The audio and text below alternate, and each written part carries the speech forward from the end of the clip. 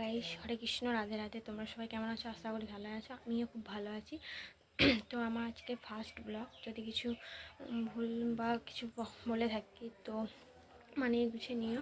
তো আমি সেরকম কিছু জানি না, তার জন্য বলছি যে ফার্স্ট ব্লগ তো তার জন্য নার্ভাস লাগছে। তো তোমরা ভুল যদি হয় তো তোমরা মানিয়ে গুছিয়ে নিও।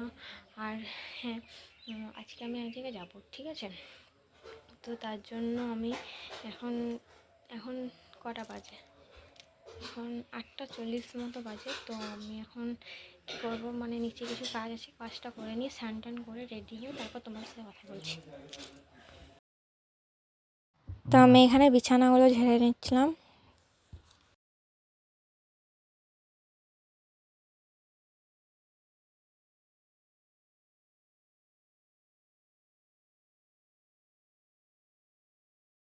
সব কাজ কমপ্লিট। তো আমি এখন কি করব সেটাই ভেবে পাচ্ছি না। তো আমি এখন স্নান টান করে নেবো, তারপর তোমাদের সাথে কথা হচ্ছে।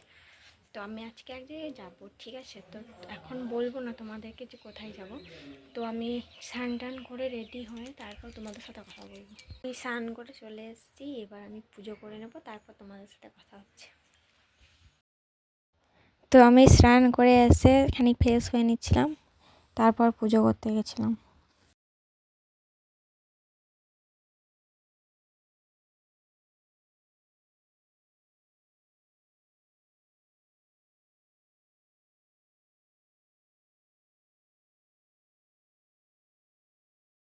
তো আমি রেডি হয়ে গেছি, আমি এবার বেরোবো, ঠিক আছে? তো ও দোকান চলে গেছে, তোমার দাদা দোকান চলে গেছে, আমি বাবার সাথে বেরোবো মাকে টাটা করে। তো তোমরা দেখে নাও কেমন লাগছে, একটু দেখে নাও, কমেন্ট করে বলবে কেমন লাগছে। দেখে নাও কেমন লাগছে, একটু কমেন্ট করে বলবে, ঠিক আছে?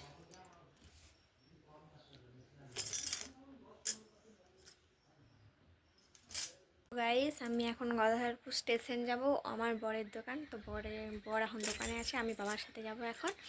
তো বাবার সাথে গিয়ে ওর দোকানে যাব, দোকানে বাবা থাকবে, তারপরে আমি আমার বরের সাথে চলে যাব। তো বরের সাথে গিয়ে মল্লারপুর যাব, মল্লারপুরে কিছু কেনাকাটার আছে, যদি এখন নাও হয় বিকেলের দিকে যাব।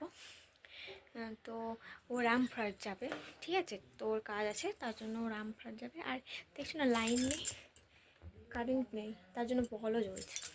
তার জন্য কষ্ট করে আমাকে রোদের আলোতে এখন ভিডিও বানাতে আছে। তো আমি বেরিয়ে পড়ি ঝটপট করে, তারপর তোমাদের সাথে কথা হচ্ছে। ভাগ্যিস আজকে গেট করে নয় বলো, নাহলে 10 ঘন্টা ধরে দাঁড়িয়ে থাকতে হয়। গাড়ি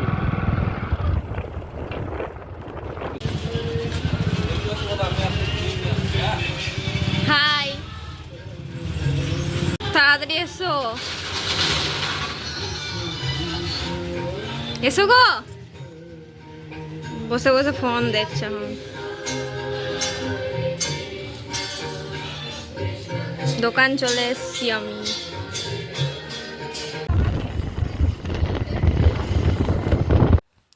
তো এই ট্রেনটা যাচ্ছিল, তো ও বলছিল যে ওর মানে আমি বলছিলাম যে ওর আগে নিতে পারবে, তো তার জন্য তাড়াতাড়ি চালাচ্ছিল, তার জন্য বলছিলাম ট্রেনে আগে যাব। তো সেটা কখনোই সম্ভব নয়, অত তাড়াতাড়ি যাওয়া সম্ভবই নয়। তার জন্য ফোনটা বাতাসে উড়ে যাচ্ছিল। তো বলছিল হ্যাঁ পারবো যদি রাস্তা ক্লিয়ার থাকে, তো তার জন্য। তো আমরা পেট্রোল পাম্পে তেল ভরতে গেছিলাম, তারপর আমরা বেরিয়ে গেছিলাম মল্লারপুর যাওয়ার উদ্দেশ্যে। তো এখানে মল্লারপুর পৌঁছে গেছিলাম মিষ্টির দোকানে মিষ্টি নেওয়ার জন্য।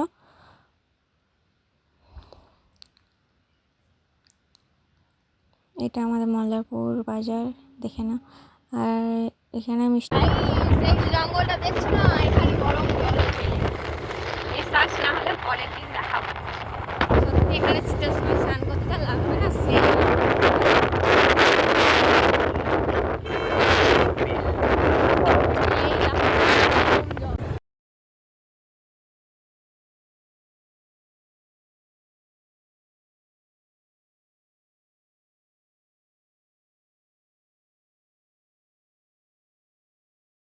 এক মুঠো তুমি যাবে কি বলো, যাবে কি? দেখো ডাকছে, ডাকলো কেউ, তুমি পাবে কি পাবে কি? সামনে বেপরোয়া ঢেউ,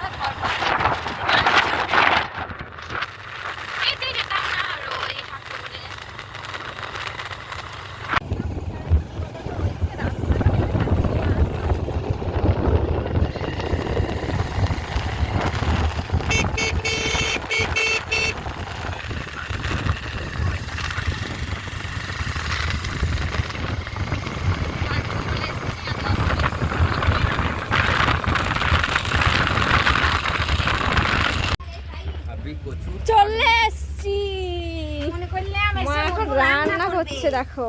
আমি মুনকনা রান্না করবে মধু। ও বাবা আব্বি কচু থাকবে কি? গাইস আমাদের খাওয়া দাওয়া কমপ্লিট, আমরা এখন রামপুরহাট যাব, তার জন্য রেডি হব বলতে রেডি হয়ে আছি অর্ধেক, তো আর একটু হয়ে তারপর তোমার সাথে কথা বলছি। গাইস আমি রেডি, এখন আমরা রামপুরহাট বেরোবো। দেখো আমি রেডি হয়ে গেছি, আর এই যে ল্যাপখোর পরে আছে, তো বেরোই তারপর তোমার সাথে কথা হচ্ছে। তো আমরা রামপুরহাট যাওয়ার উদ্দেশ্যে বেরিয়ে গেছিলাম, তারপর রামপুরহাট গিয়ে একটা দোকানে মানে সোনার দোকানে গেছিলাম, ওখানে কিছু কাজ ছিল তার জন্য বসে আছে দেখতেই পাচ্ছ। আর এখানে এটা যেটা দেখছো, এখানে একটা কি গলানো হচ্ছিল, চাঁদি গলানো হচ্ছিল। তো এখানে অনেক অনেক আগুন আছে, হাত পুড়ে যাবে।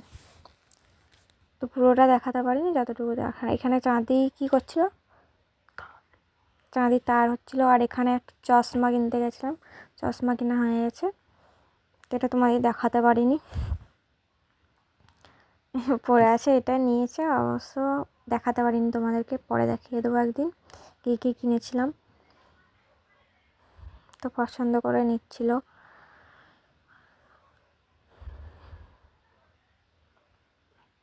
তারপর একটা ফুলের দোকানে চলে গেছিলাম, তো ফুলের গাছগুলো ভালো ছিল না বলে নেওয়া হয়নি, পরের দিন নিয়ে আসবো।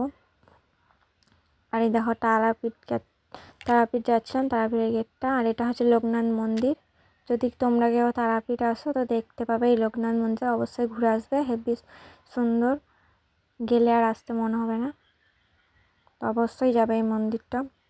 একদম পেট্রোল পাম্প থেকে পেরিয়ে একটা ব্রিজের পরেই খুব সুন্দর মন্দিরটা। এই যে আই লাভ তারাপীঠ লেখা আছে। তো আমরা যেদিন গেছিলাম প্রচণ্ড ভিড় ছিল, তার জন্য বেশি ঘুরতে পারিনি, তো যতটুকু পারেছি ততটুকু ঘুরে চলে এসেছিলাম। তো দেখতেই পাচ্ছ অনেকটাই ভিড় ছিল, বাস এইদিকে ফাঁকা ছিল বলে মন্দিরের গেটটা প্রচুর ভিড় ছিল, যে লাইটগুলো লাগিয়েছিল নবান্ন ছিল বলে। তো আমরা এই যে একটা যাচ্ছিলাম ঠাকুর দেখতে নবান্নে, তো দেখো ঠাকুরটা খুব সুন্দর। তো এটা তারাপীঠের নবান্নের মানে একটা ঠাকুরের প্যান্ডেল ছিল। এই যে ঠাকুরটা ছিল লেস, আর লেস না, এস বিস্কুট, আর হচ্ছিল ধানের তুষ দিয়ে তৈরি হচ্ছিল, ধান দিয়ে তৈরি হয়েছিল এই ঠাকুরটা। তো প্রচুর ভিড় ছিল, দেখতেই পাচ্ছ। তারাও আরেকটু ভালো করে দেখতে হবে, এই যে ধানের তুষ বিস্কুট দিয়ে হয়েছিল তারাপীঠে। তো একটাই ঠাকুর দেখেছি, কারণ টাইম ছিল না বলে, অনেক রাত্রি হয়ে গেছে, দেখতে পারিনি। তো একটা কথা করেছি তোমাদের সামনে তুলে দেওয়ার জন্য, এতটুকুই। তাছাড়া অন্য যেতে পারিনি, অনেকটা রাত্রি হয়ে গেছে বলে। যেখানে যাত্রা হচ্ছিল